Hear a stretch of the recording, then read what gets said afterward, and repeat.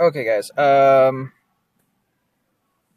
gonna try to make this video as short as possible. I am replacing my instrument panel LED, my original LED bulbs that I've got in there, the blue. Notice that one's burnt out. I don't think it's burnt out. I think it's just got a bad connection. And you'll notice the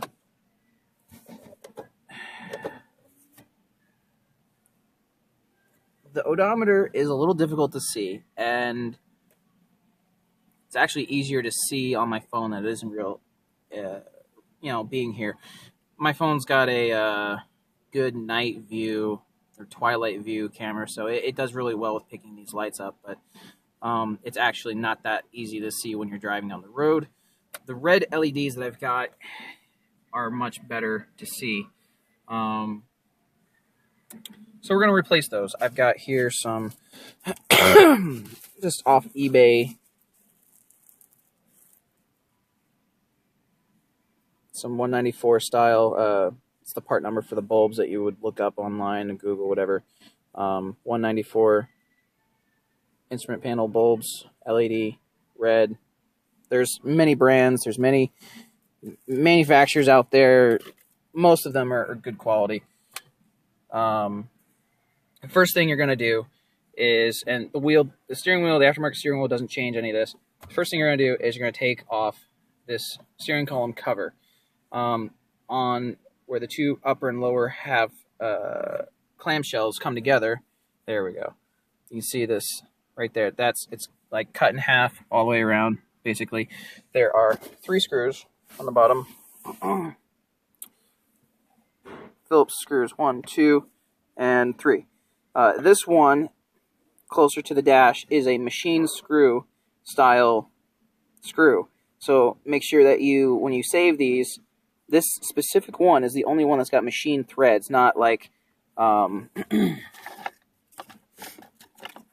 a normal, like a wall screw or something. The rest of the screws are going to be all pretty much the same kind of screw, and they're pretty much interchangeable, except for that one.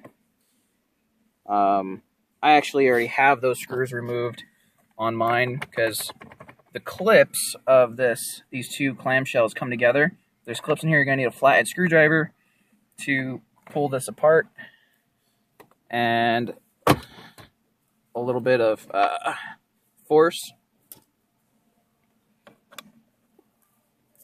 A flathead would be more helpful.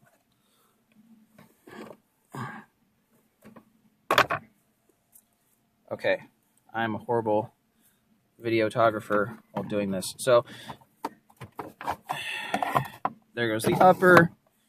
You might need to adjust your steering wheel column adjustment down for this.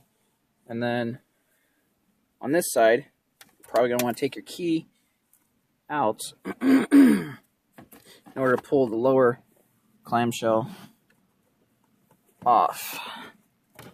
And at that point, you might even need to lift the steering column back up to get the lower half of that apart. Okay, good. The reason we did that is because when you go to take the dash out right here, this totally gets in the way, blocked by the steering column cover. So, right. Next thing you're going to want to do is, you're thinking you're going to want to take this off, because that's where the instrument panel is. In order to do that, though, first you must remove this piece. You're going to want, as wide as you can find, a flathead screwdriver. Mine has been, I've cut mine a few different places to make this easier. I've got a cut here.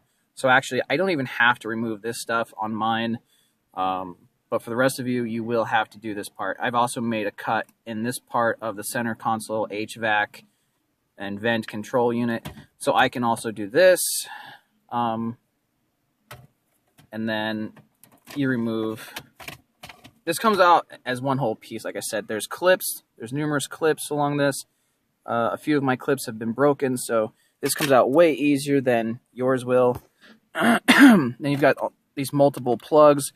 You're going to probably need a flathead screwdriver or one strong thumb. And so you take these, got 1, 2, 3, 4, 5 connectors, pinch and pull. Okay, I had to put the phone down to do this. It's a two-handed operation. You kind of have to hold the unit with your left hand, pull the plugs, especially that one.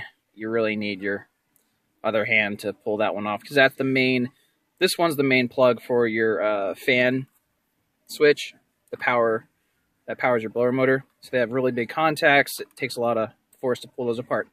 Okay, some of you are going to ask about these lights, if you can replace these lights. Well, you could. Yes, I have that one missing there.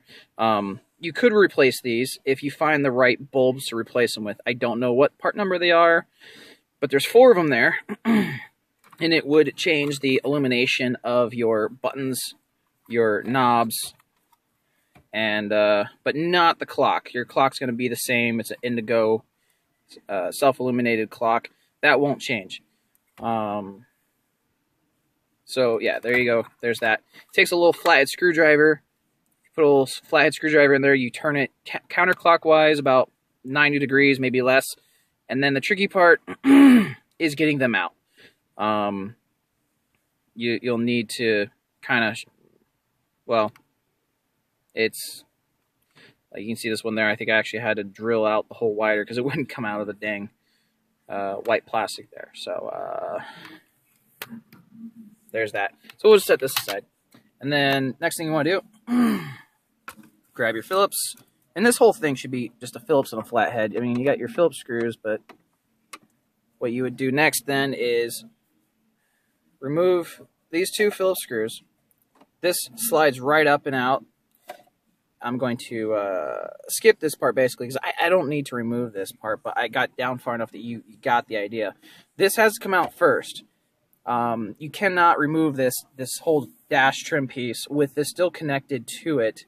I think it bolts. It might bolt to the frame, maybe not. But the problem is that it goes in so far that it has issues getting pulled up and out, because you have to pull this up and out. The other screw you're going to have is up here. There's one missing up there. That's how I roll. So we're going to remove this one screw. And set that aside.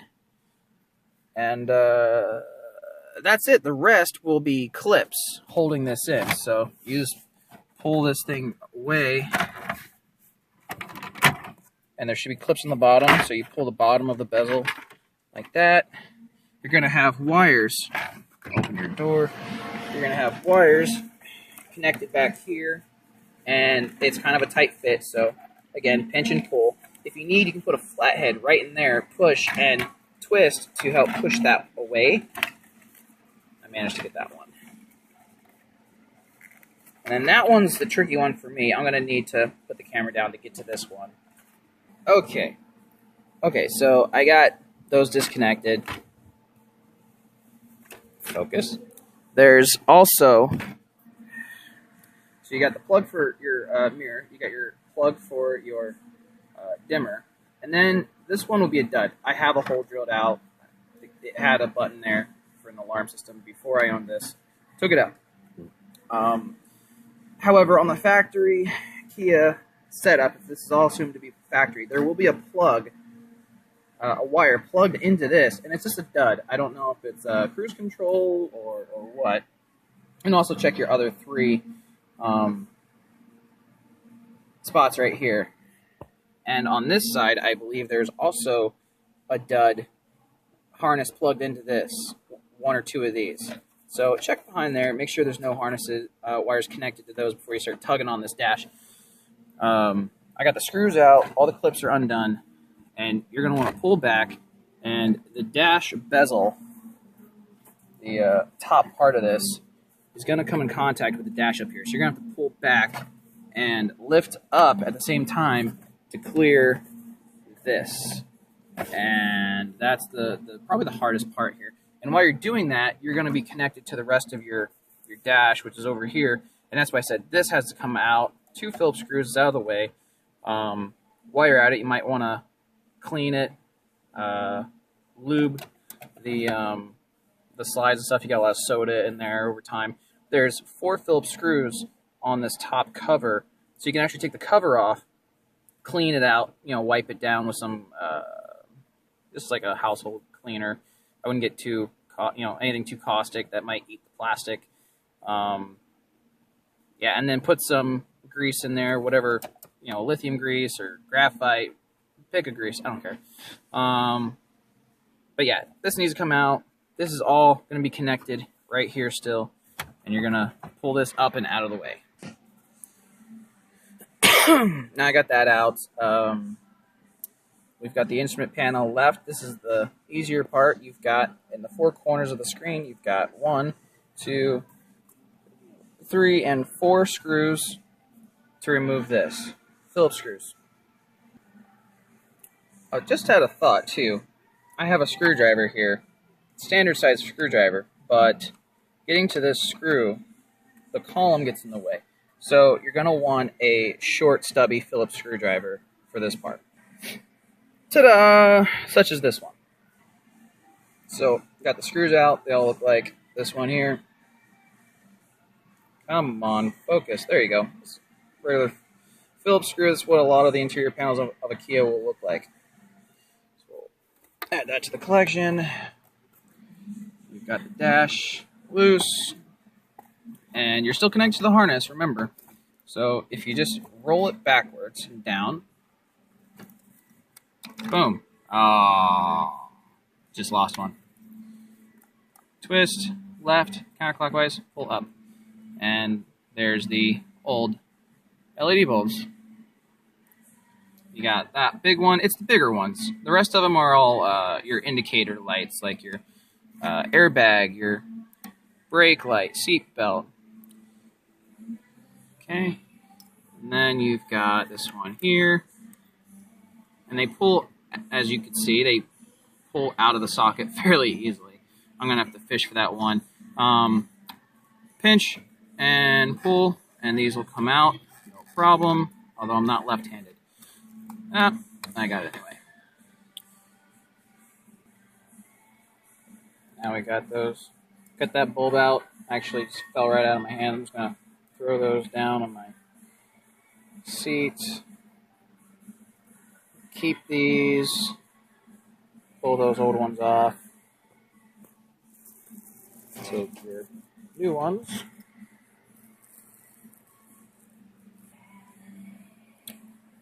And plug those in. I'm not really sure how to do this one-handed. But when I'm done with this video, I can say that I've done these one-handed for the most part. Now, there's no polarity specific going into these sockets. Plug them in either way. They're universal, because the original design, the incandescent bulbs, were not polarity specific, because it's just a filament that you apply ground and hot to, and it just basically burns the filament without oxygen, so it doesn't burn out the filament, except for it does over a long period of time. So you put those 4 on.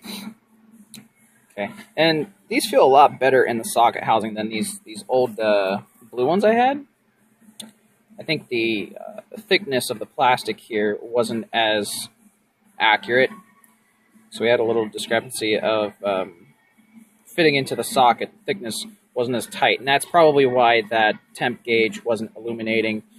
Intermittently it would come on, but with LEDs, they do not draw a lot of power, and you need to have a solid 100% good connection. Unlike incandescent bulbs, you can have a little bit of a janky connectivity there, and it might still work okay. So we're going to flip this around and plug these back in, all 4 of them. And we're just going to plug them in.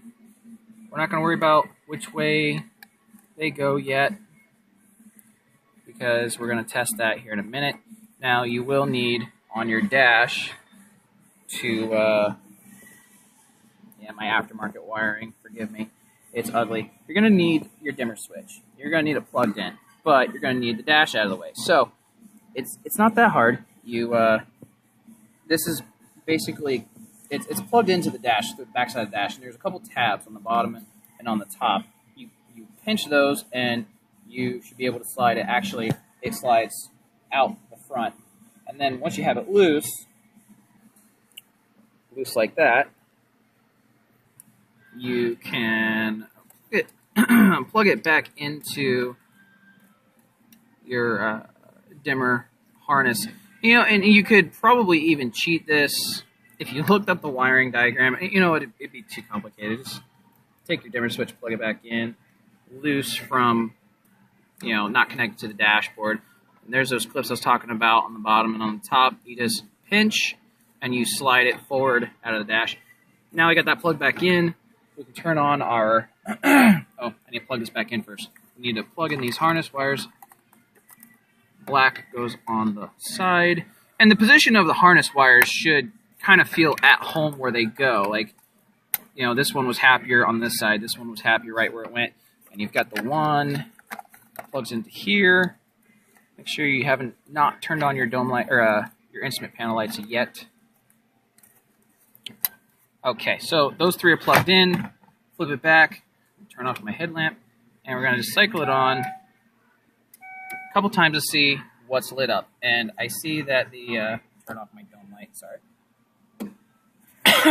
All but the temp gauge is illuminated. So that one we will just take out, flip it around 180 degrees around, swapping the polarity, and make sure it clicks in real good.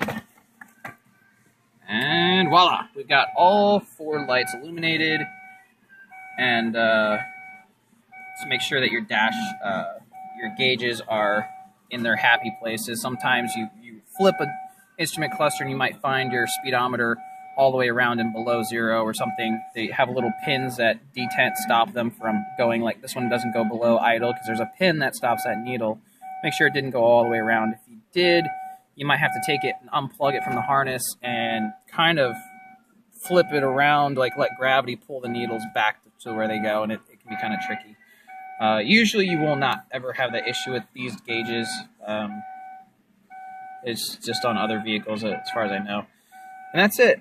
Installation is reverse of removal. Turn the annoying beep off. You're going to want to unplug that stupid little pin. I hate that clip. It's a tiny little clip. Pinch it hard, pull, and put that back in your dash. And yeah, assembly is reverse of removal. You got four screws. 1, 2, 3, 4, and you're done, man.